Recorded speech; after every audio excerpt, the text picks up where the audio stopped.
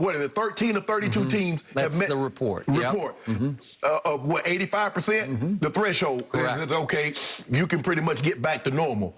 But you got a lot of these teams, Skip, that's not going to be anywhere close to normal. And I just don't know how you carry on meetings, practice, workout, things of that nature when you have so many players on a team that's unvaccinated. And Jerry, come on, Jerry. I need you to have that stance that you took for the anthem. You know all these players, Cowboy players, will stand at attention. Yep. I need you to take that stance. Jerry, where you at? Oh, my bad. I forgot. Go ahead, Skip. I know where you're headed. So to your point, let me get this out of the way up front. If you, any of our viewers, have a personal issue, you're anti-vaccine, getting vaccinated for political reasons or religious reasons or cultural reasons, or maybe you just hate needles. God bless you. I got it. Yep. But we are talking about players who play for a team, my team in the National Football League, in this instance, the Dallas Cowboys.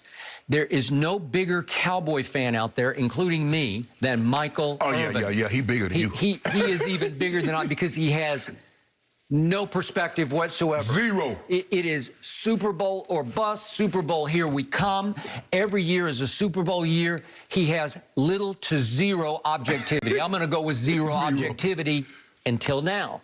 This was pleasantly shocking to me that he took his team to task. He blasted the Cowboys because his point is, I don't care what you personally believe, you are part of a team that will have a better chance of preparing to go win this year's Super Bowl if you reach the 85%, or to his point, if you are 100% vaccinated.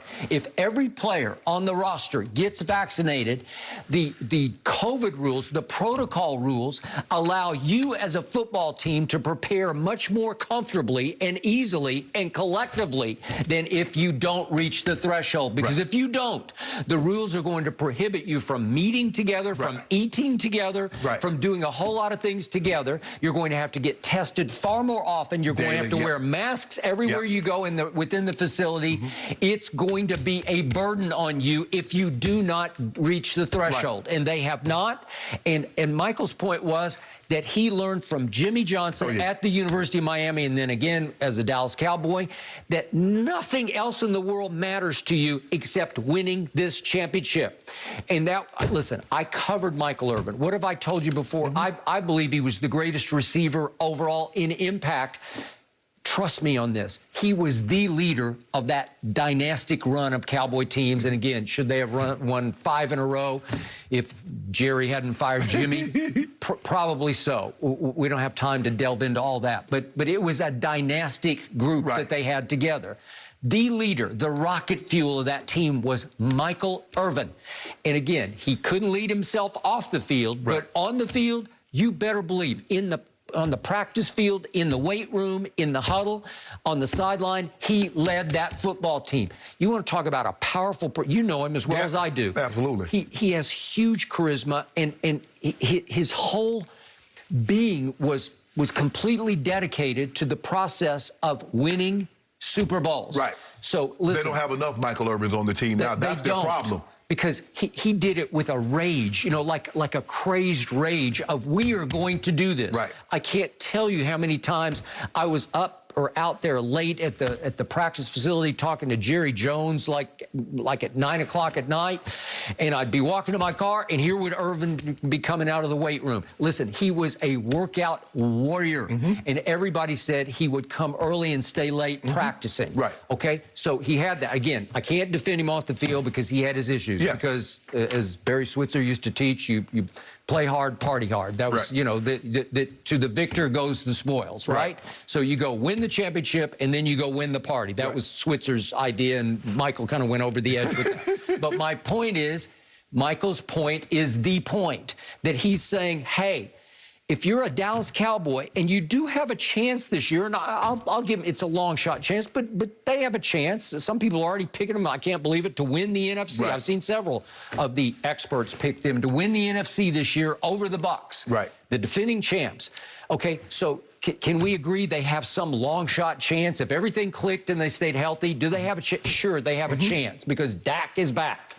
But you're going to hinder that chance if you don't get vaccinated. And I don't know, camp is upon us, so they're going to probably open camp with the being under protocol, right? Because it says 13 of the teams have the 85% threshold of players vaccinated. Roughly 73% of the players have been vaccinated. But I think the thing is, Skip, when you look at it, the unvaccinated players are required to stay at the team hotel for meals, can't eat in restaurants or interact with non-team members during travel.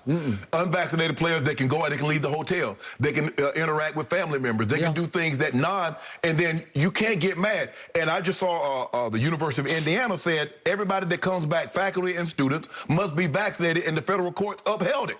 Said yes.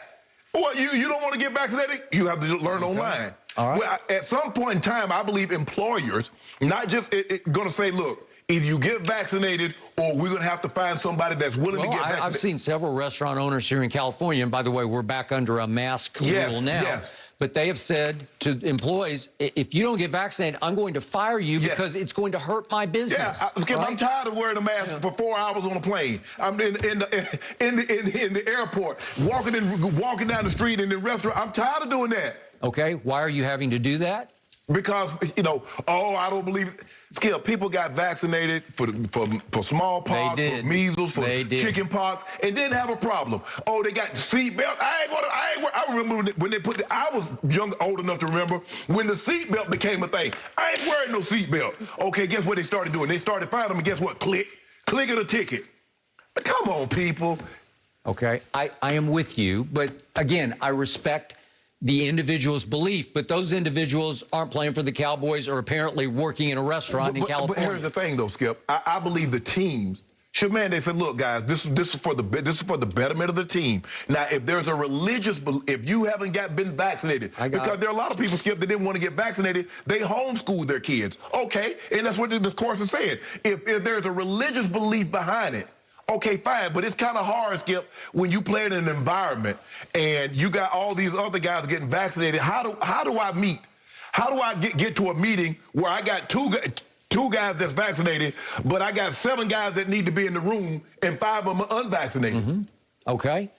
What's the essence of winning the 3 Super Bowls that you won? You have to learn to sacrifice for the good of the whole, right? Oh, so what about that team? I'm going to do what's in the best interest for the team. That sounds good in theory. When you talking to the media, I'll do anything for this team, until in actuality, I won't do anything for the team. I'm gonna do what I believe in the best interest of me. Okay. And I'm with Michael. I would do anything to win. I prepared that way, I trained that way, and I think that's why I had some of the success that I did. And that's not to say that guys that's unvaccinated won't have success, but I agree with Mike on this. The more people that we can get to meet together, to practice together, and to be a cohesive unit, I think that increases the chances of winning. So I want to thank publicly my friend Michael Irvin for once, blasting the Dallas Cowboys for all the right reasons. So it's going to be interesting to see, Skip. All it's going to take is one superstar. Well, I thought we got through this in 2020, but here we go again. Well, the 2020 protocols are still in place. I got it. Unvaccinated? And they should be. Yes. Yeah, we're just hoping to get the season going in a good way, guys, right? That's what we're hoping for, and that's the mindset I'm going to keep. Does the latest news out of Green Bay, though, prove that Rodgers will never take another step as a Packer? This is big news. I'll share the details next.